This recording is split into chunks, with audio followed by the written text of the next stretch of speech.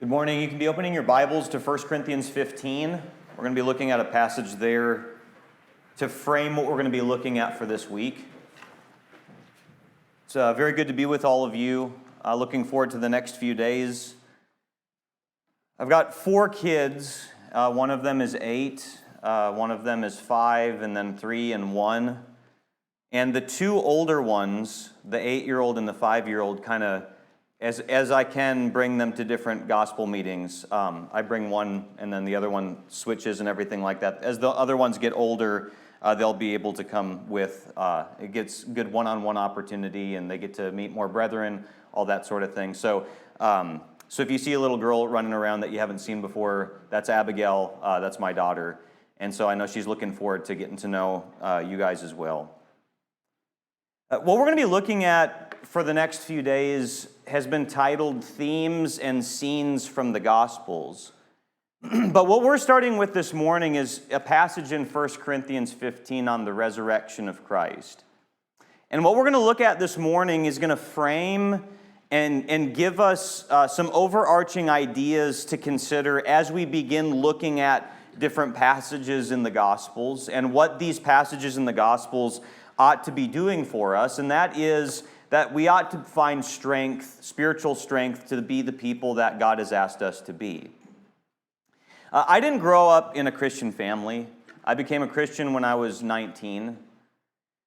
And I remember when I was a new Christian struggling with a lot of different things, and my family didn't like that I became a Christian. And so whenever I'd go to Wednesday night Bible classes or I'd come to services on Sundays, I remember pouring out my concerns to members of the church, and sometimes the advice that I would get would be, you need to rely on God's strength and not your own strength. Have you ever had somebody tell you something like that? You need to stop relying on yourself, you need to rely on the strength that comes from the Lord. And I remember as a new Christian, I didn't understand what that meant. I'm not sure that I fully understand what that means, but sometimes that can feel like one of those things that to say to somebody that we know is true, we know it's a good thing to say to somebody, but what does it mean at ground level to trust in the strength that comes from God?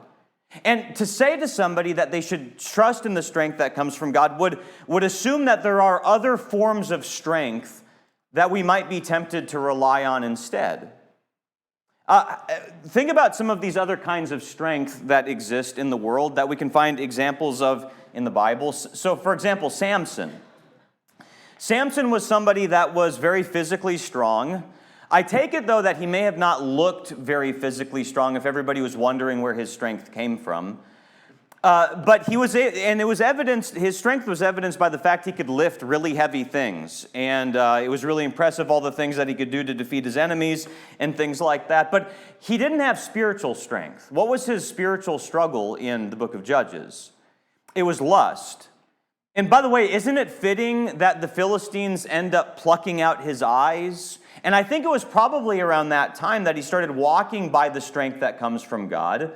But he had a lot of physical strength for a lot of his life, but not a lot of spiritual strength. Another one would be financial strength, which would be found in the rich young ruler. How would you know that somebody like the rich young ruler was financially strong? Well, he could buy whatever he wanted to buy. He could buy a nice house. He could upgrade his camel or his donkey or whatever it was, maybe put NOS on it so it could go faster. There's all kinds of cool things he could have bought that would have made people jealous and all that sort of thing. And when this guy walks away sorrowfully from Jesus, you can imagine the apostles thinking, well, this guy could have supported our ministry. This guy could have been really helpful. Look at all the power that he had. Notice another one is political strength. King Jeroboam, the first thing that he does with his political strength is let's make the golden calves because we're envious of the possibility of losing some people from the northern kingdom to go back to the southern kingdom. So let me take my political power and change the nation in such a way that every generation from this time on in the northern kingdom is going to fall prey to this golden calf business. Or what about intellectual strength like with King Solomon? King Solomon could answer all of these questions and quandaries that people had, but he didn't always have the spiritual strength. One of the commonalities with all these guys is they had these different kinds of strengths that you may never have. at least in large quantities. But these people lacked spiritual strength. Which would you rather have? And in your life, which one are you pursuing more than anything else? How would you know if you have spiritual strength? Well, one way to answer that would be is if you're consistently and habitually growing in your holiness and habitually growing in your character. Now, I want to look at a passage in 1 Corinthians chapter 15 in the resurrection. And notice something that Paul says about what God's strength did for him and how God's grace strengthened him to be the kind of person that God expected him to be, and how Paul was relying on the strength that comes from God rather than any other kind of strength in this world. Look at 1 Corinthians chapter 15, verses 8 through 11. Last of all, as to one untimely born, he appeared also to me. For I am the least of the apostles, unworthy to be called an apostle, because I persecuted the church of God. But by the grace of God I am what I am, and his grace toward me was not in vain. On the contrary, I worked harder than any of them, though it was not I, but the grace of God that is with me. Whether then it was I or they, so we preach, and so you believed. Notice in this passage here that Paul is talking about all the work that he did for the Lord. He talks about how he worked harder than any of the other apostles. And you might look at that and go, well, Paul, are you boasting? What do you mean by this? And maybe what he means is the scope of his work, like the places that he went to go preach and teach, something like that. But can you imagine Paul as an inspired writer writing that down and maybe feeling a little awkward about that? I remember... you remember in Numbers chapter 12 when Moses writes down that there was nobody more meek than Moses? And Moses is the one who wrote the first 5 books of the Bible. Can you imagine that conversation Moses had with God? God saying, hey, write down that you're really meek. You want me to write that one down? Yeah, write it down, because it's true, Moses. So you're right. So this is one of those kind of statements in the Bible that's like, well, is he boasting? Well, no, I don't think so. I think God is directing him to write these things. But what are some of the hard work things that Paul did? Preaching and teaching. All the mental strain that would take, and sometimes while he was preaching and teaching, he was also building tents at the same time. Can you imagine during the siesta hours of the day, like in Acts 19 in the city of Ephesus, where everybody would be resting, and he's in the hall of Tyrannus, teaching people continually, and a bunch of people are being converted. But then when the siesta time is over, he's having to go build tents again. And while he's doing all of that kind of work, all of this strenuous mental work and strenuous physical work, it's not like every city that he goes to is just really warmly welcoming to him. As one British theologian said, wherever I go, I'm served tea, but wherever Paul went, there were riots. In 2 Corinthians chapter 11 verses 23 through 25, Paul talks about how he went through countless beatings, often near death. 5 times I received at the hands of the Jews the 40 lashes less one. 3 times I was beaten with rods. Once I was stoned. 3 times I was shipwrecked. A night and a day I was adrift at sea. Now I put in yellow letters there the things that Paul can count in the text. So he can count that 5 times he had the 40 lashes less one. I remember those 5 times vividly in my mind. 3 times I was beat with rods. I remember each one of those, 1, 2, 3, after another of these different places that I went. Once he was stoned, 3 times he was shipwrecked. He can count at least to 5 in this text. But notice how this begins. He had countless beatings. How many beatings did he have? And in the book of Galatians, I bear in my body the marks of the Lord Jesus. Everywhere I go, it's not like people are just grimacing at me or giving me mean looks. I'm actually being physically beaten.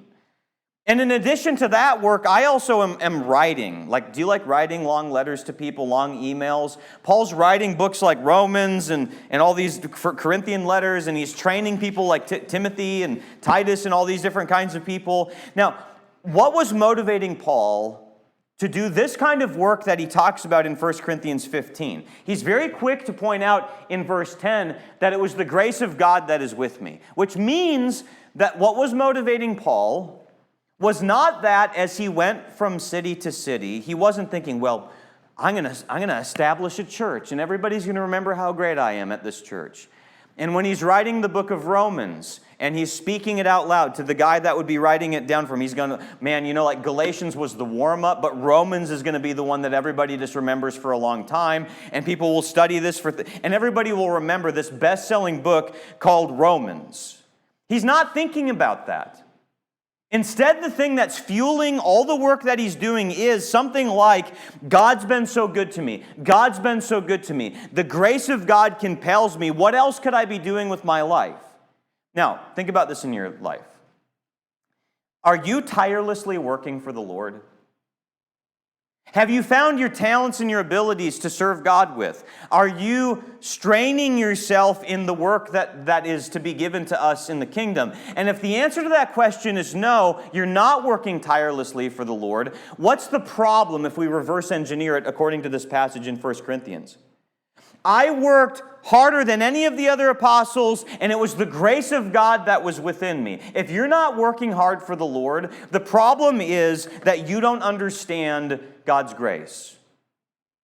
You don't understand how good God has been to you. You don't understand the sacrifices that God made for you to have the things that you have. And if that really clicked with you, it can't help but create people who want to work tirelessly for the Lord.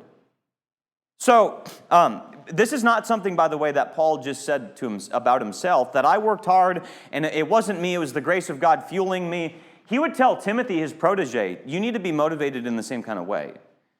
Where he says, you then, my child, be strengthened by the grace that is in Christ Jesus.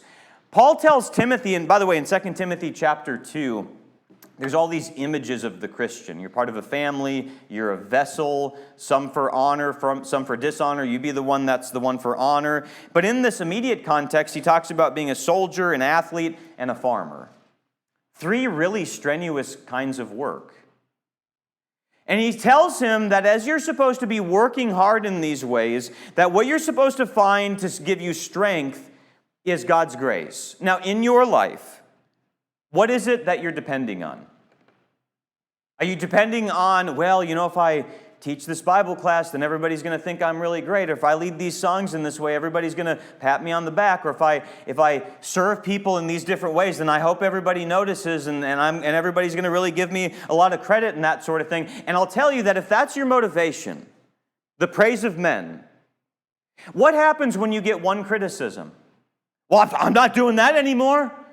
What about if God's grace is the thing that's motivating you? It doesn't matter what anybody else thinks or says or does about it. You have an endless stream of strength that is going to allow you to continually serve God no matter what. But here's the question.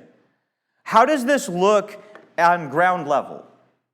What does this look like on Monday when you go to work and you've got all kinds of struggles that you're dealing with? How is it that you lean into the grace of God to be the people that God has asked you to be?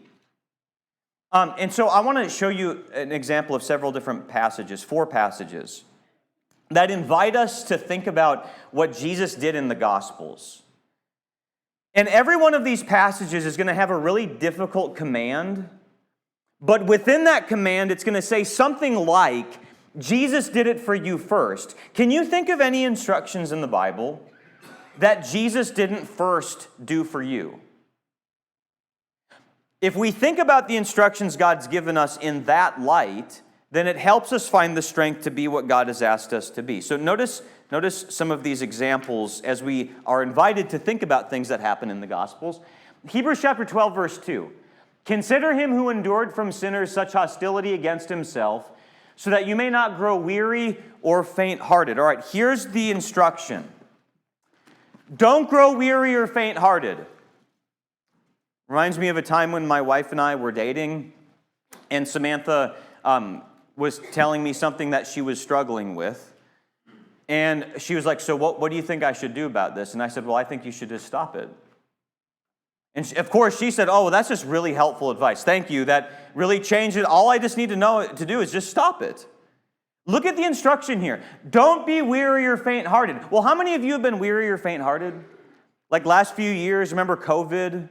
And some people who maybe fell away from that, not being able to meet together, maybe brethren who have moved away. It sounds like this is part of the country where a lot of brethren are moving into, so maybe that's encouraging. But if you've ever grown weary or faint-hearted in the good work that you're trying to do for the Lord, or seeing other brethren not understanding what they need to be understanding, falling away, things like that, here's the instruction. Don't grow weary. Oh, okay, all right. Thanks, writer of Hebrews. How do I do that? Do you notice what the text begins by saying? Your motivation comes from considering the one who endured from sinners such hostility against himself. In other words, he's saying, you go back and think about the stories in the Gospels. You think about the hostility that Jesus endured from other people, and you remember that he did that for you. And if he went through all of those things for you, then you can, by his strength and the grace that he's given to you, endure the same thing. What are some of the things he went through? He was rejected by his family. Anybody here have got family members that think you're strange for following the Lord? Have you ever thought about how Jesus endured the same thing? Jesus was poor. He didn't have a place to lay his head at night. You ever just been frustrated that you don't have the amount of money that you'd like to have? And then you remember that Jesus didn't have much of anything. Jesus was oftentimes misunderstood by people. You ever tried to encourage people in some way or done some deed for the Lord, and people around you misunderstood what you were doing, and how frustrating that can be? What about that story in Luke 17, where Jesus heals the 10 lepers, and not many of them at all came back, and it was just the Samaritan one? I think it was one or two that came back, but one of them that came back was a Samaritan. You ever done some good deed for somebody and nobody thanked you? In moments like that, where you're tempted to grow weary or faint-hearted, you're supposed to remember Jesus, who did all kinds of things for other people, and many people wouldn't give thanks to him for the work that he did for them. And so that's the first instruction. Do you see that wrapped in this command? Don't grow weary or faint-hearted. Is a reminder to think about what it is that Jesus first did for you. Notice another one. Luke 9:23. And he said to all, if anyone would come after me, let him deny himself, take up his cross daily, not just weekly, and follow me. What does it mean to take up the cross? There's an external component to taking up the cross, and there's an internal component to it. So if somebody was walking to the place of crucifixion, there was highways and byways that were along the way. And people could look at those who were going out to be crucified as they were carrying their cross, or if somebody had to be compelled to carry it, like Jesus was at one point. People would look out at you and go, criminal, terrible person, all kinds of gawking towards the person, showing and indicating by their faces that this person deserves exactly what's happening to them. You know, part of bearing the cross means people are going to think you're strange. People are going to think you're weird. And if I'm going to be willing to bear the cross, that means that I'm going to have to say, okay, the world can throw what it wants at me, but I see that the treasure is Jesus, and I'm going to do whatever he's asked me to do. So there's the external component to bearing the cross, but there's also an internal component. Like in Galatians, Paul talks about putting to death the deeds of the flesh. I've been crucified with Christ. My old ways are dead. Part of bearing the cross means that whenever you're tempted to repay somebody evil with evil, is that you crucify that desire.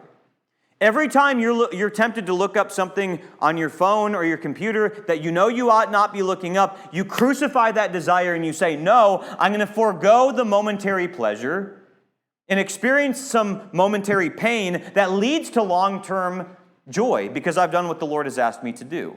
All right, so that's the command. Take up the cross. Be okay with people making fun of you. Be okay with giving up momentary pleasure because that's what Jesus first did for you. That's what he says here. Take up your cross and follow me. He's not asking you to do something that he didn't first do for you.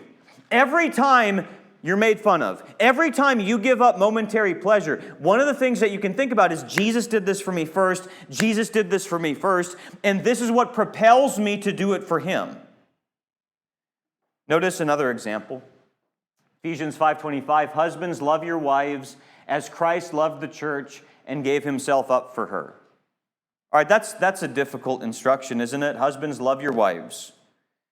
Be willing to make yourself uncomfortable to make her comfortable. Let her drive the nicer car, especially if she's the one driving the kids around. Give her the safer one. Give her the nicer things. Like, if she's got preferences, defer to her preferences. Be willing to think about her before you make any other decision. Don't be selfish-minded in your marriage and create all kinds of problems that way. You lead and you make decisions when you need to make decisions, but you defer to her if it's a non-sinful issue. Oh, well, that's all kinds of difficult things, and that means that I got to do this and do that. Okay, how do I do that? Husbands, do you know how you're going to be a good husband? It's by realizing how much you needed Jesus' love in your life. You meditate on the fact that Jesus gave himself up for you. What does 1 John 4:19 say? We love because he first loved us. The only way I'm ever going to learn how to love is if I understand how much I needed to be loved first to have the things that the Lord has given to me in my life. So you see the same example there. Notice the last one. Be kind to one another, tenderhearted, forgiving one another as God in Christ forgave you.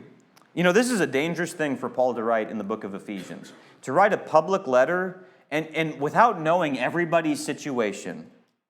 And says, hey, you guys need to be forgiving, tenderhearted, all that sort of thing.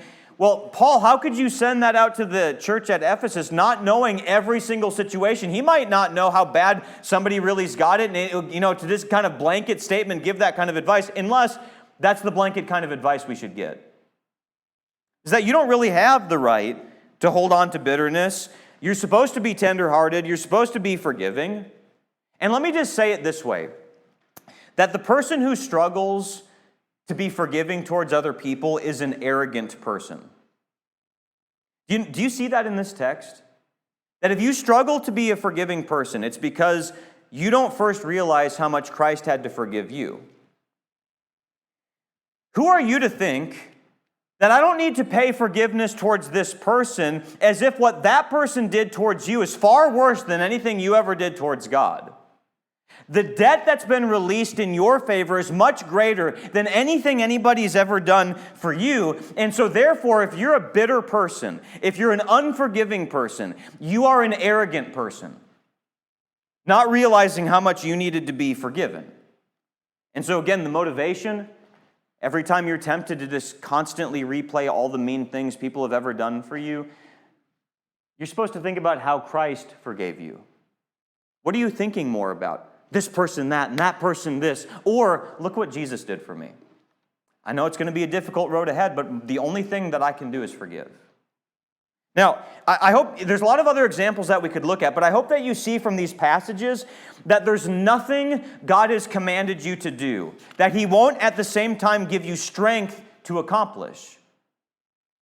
Which means that in every commandment there's sorrow because I haven't lived up to it perfectly, but there's also hope that he will strengthen me to do it. Now, I want to show you this theme in the Gospel of Mark. Have you ever noticed, connected to this, the theme in the Gospels of Jesus telling people to do things that are impossible for them to do unless Jesus strengthened them to do it? So, for example, there's a guy that has leprosy, and he comes up to Jesus, and he wants to be made clean, and Jesus says, "Be clean, Mr. Leper." How do I do? Oh, whoa, it just happened. Jesus says to the guy, "Be clean," and then it just happens to the guy. But it's given as if it's a commandment to the guy, or at least to the leprosy. Well, notice another example. He says to Mr. Paralyzed Man, "Rise, take up your bed, and go home." Imagine right now that there was a paralyzed person in the aisle right here, and I came up to him and I said, "Hey, get up and go home." But stay for service first, actually. And then after that, then go home. You all would think that I'm being cruel, that it would be a mean thing to say to somebody, unless somebody had the ability to actually get them to stand up. But he commands the guy, stand up. Look at Mr. Withered Hand Man in Mark chapter 3, verse 5. He says, "Stretch out your hand." Can you imagine being in the synagogue and Mr. Withered Hand Man is there and he's sitting there like this, and then Jesus just says, "Hey, stretch out your hand." What a cruel, oh, he did it. Or this is maybe the best one, little Mrs. Little Dead Girl. "Little girl, I say to you, arise." So here's a girl that's dead. She's 12 years old, and Jesus comes up to her and says, "Hey, little girl, get up." Commanding a dead person. Or what about when the disciples have 5,000 people to feed and Jesus says to them, you give them something to eat. We don't have the money to do that. That's impossible for us to be able to do these things. Have you ever looked at commands in Scripture? Forgive other people. Husbands, love your wives. Bear your cross. Don't grow weary or faint-hearted. All these different kinds of commands and go, I just can't do that. Do you see that our Father is a loving Father who's not going to command you to do something that He won't at the same time empower you to do? So since moving to Bowling Green, I live an hour from the airport, and so whenever I have to fly anywhere, I normally just leave my car at the parking lot there. But there's been times where people have driven me down there. So my 8-year-old son, what if I went up to my son Asher and I said, you need to drive me to the airport? He said, I can't even reach the city. Okay, your dinosaurs are being taken away. No more dinosaurs for you, Asher. Would a loving father tell his child to do something that he literally cannot do, and then when he doesn't do it, he punishes him for it? What a loving father would do is, hey, I want you to learn how to do this. I want you to do this, but I'm also going to show you how to get these things accomplished. That's what our Father is in heaven. And as we look at these different scenes and themes in the life of Jesus in the Gospels for this week, these are some of the overarching things we're supposed to learn from this. We see the example of God come down in human form. But before we start looking at that for the first sermon, or the first worship, whatever, at 10:30, I want to end this lesson by thinking about how we can grow in this spiritual strength beyond what we're doing just this for the next few lessons. How do we grow in spiritual strength? So that whenever you're tempted to be bitter, whenever you're tempted to not do something that the Lord has done, how do I sink it deep into my heart, what the Lord has done for me, so that I'll have the motivation to be what I'm supposed to be? First thing is to seek humility. We can see this out of this text that we started with in this lesson. Remember how Paul said that I worked harder than any of the other apostles? Look what he also says in this passage. In 1 Corinthians 15:9, for I am the least of the apostles, unworthy to be called an apostle, because I persecuted the church of God. So on the one hand, he says, I worked harder than any of the other ones, but he says in the same context, I'm the least of the apostles, unworthy to be called an apostle. Notice for Paul, he never forgot where he came from. Do you have a good memory?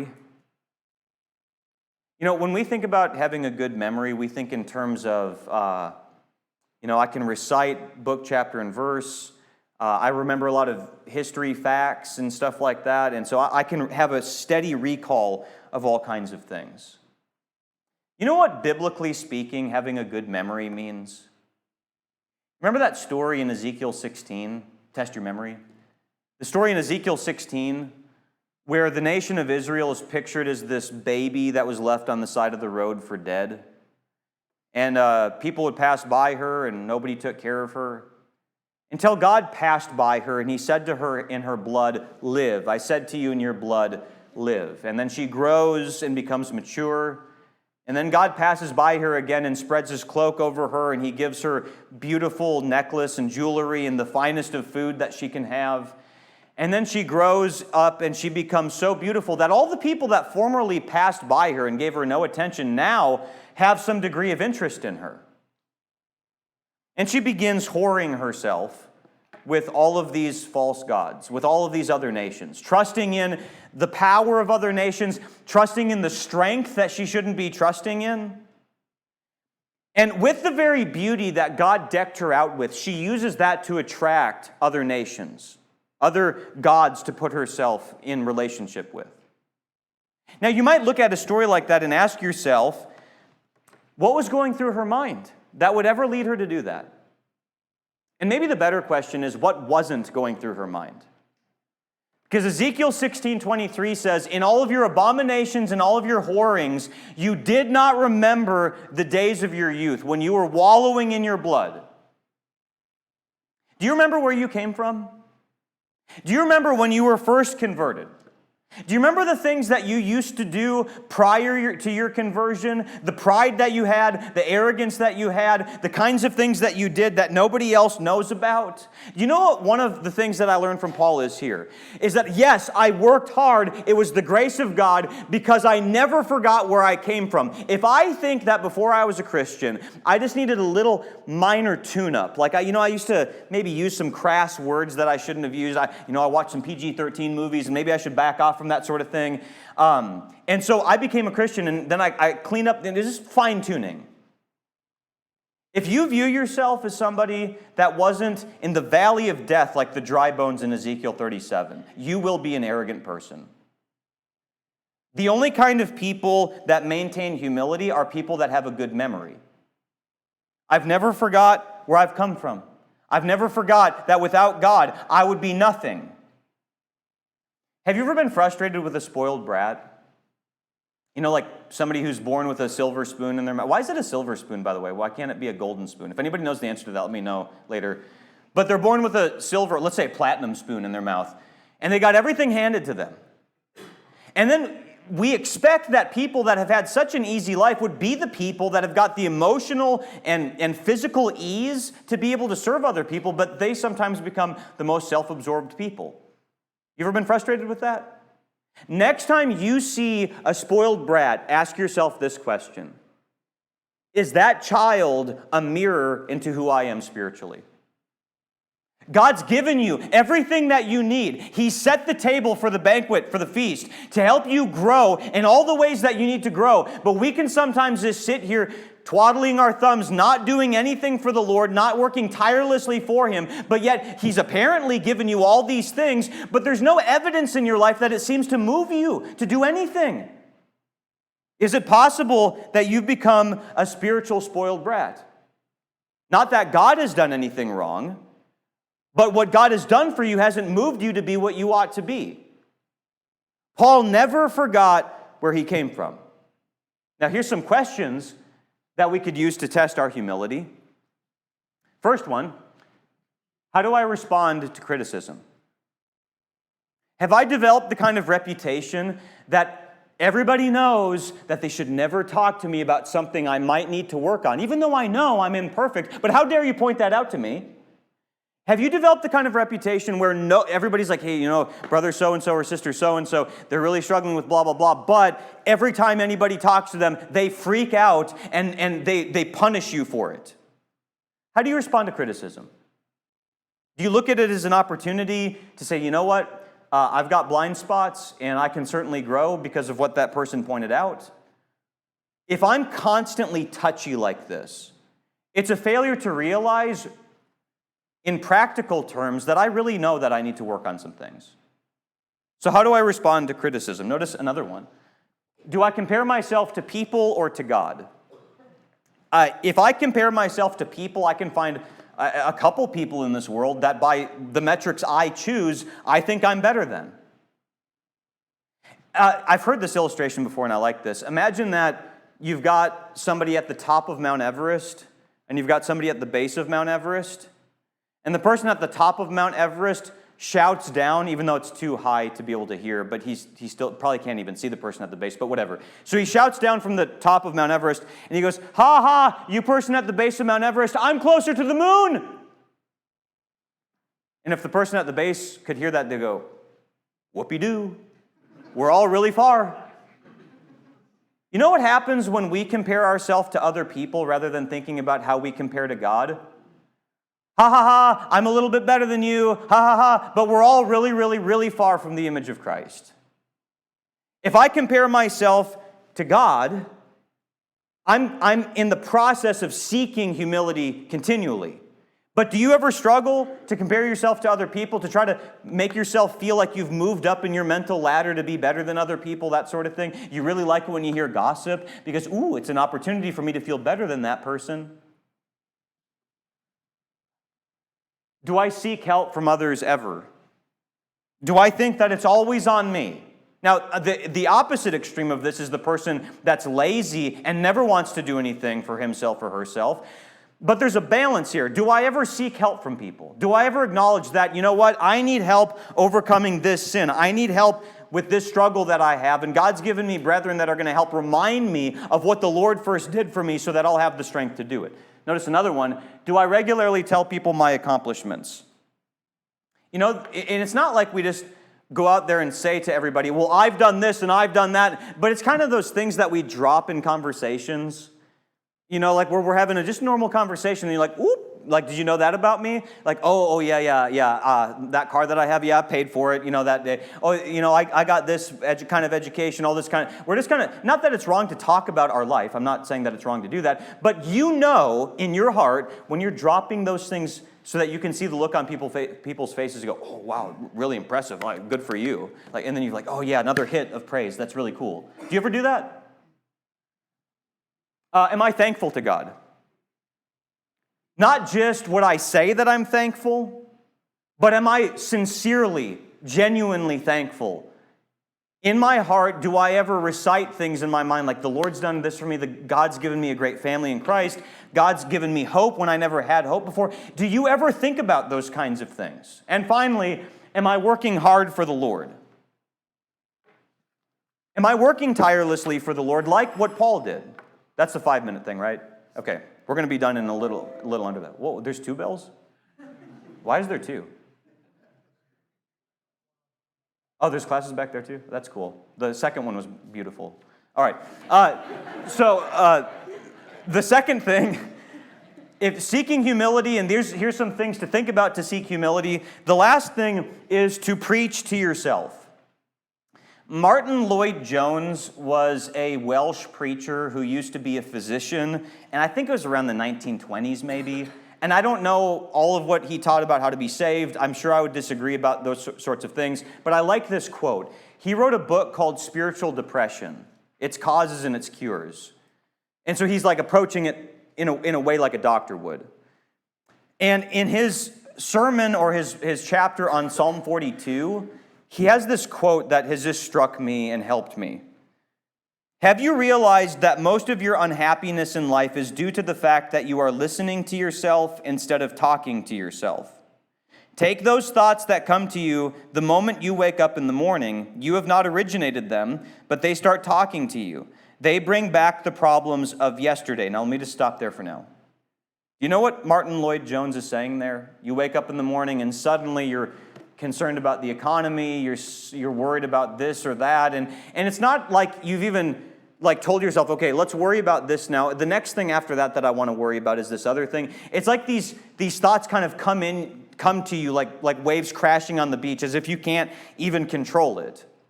And so he goes on to say, who is talking to you? Yourself is talking to you. Now, the man in Psalm 42, he talks about 3 times in Psalm 42 and 43, he says, why art thou cast down, O my soul? He keeps questioning himself. So he says this, now this man's treatment was this.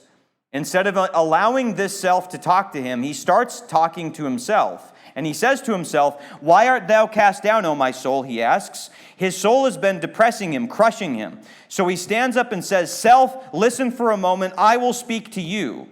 You must turn on yourself, upbraid yourself, condemn yourself, exhort yourself, and say to yourself, hope thou in God, instead of muttering in this depressed, unhappy way.